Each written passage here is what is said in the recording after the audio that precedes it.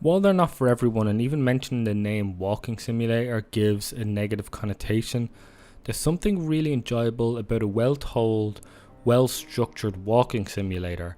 With games like Edith Finch, Gone Home, and quite a few others, there's actually a really great space to have great stories exploring different themes and emotions, and even just creating a great sense of a nice storytelling moment or two. They can't really be fit anywhere else, or wouldn't be as powerful if it was in a different medium of entertainment. And I really do think the genre itself is viable and should be worth everyone's attention. It should never be thrown away.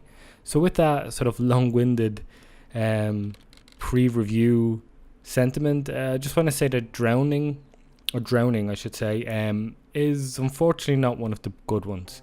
It does tackle things like anxiety and depression and your relationship with that, because if anyone ever deals with anxiety or depression or any sort of mental illness, they know it is almost like a conversation in their own head in terms of what happens, how they feel towards this thing, that it is its own living being inside someone's head, and it's a bit heavy, I guess. And Drowning does an okay job with handling it.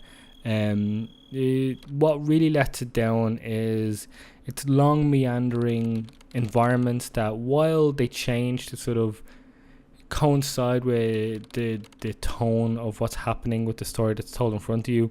In case you don't know, you can probably see here is the story's told in text that appears in front of you. There's no voiceover. There's a nice soundtrack. It's calm for the most part. It's mostly piano music, and it does a job in terms of setting the mood. I just don't think it's all that engaging, because what I would have loved to see is, as things change, or at least sort of chapters of the story where things get either darker or brighter, or twists and turns happen.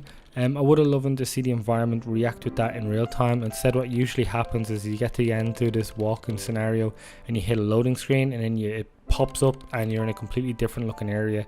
And to me, that kind of kills the whole flow of this game. I think it could have been a lot more. I think things could have been. I think the writing is fine. I don't think it's particularly effective or strong.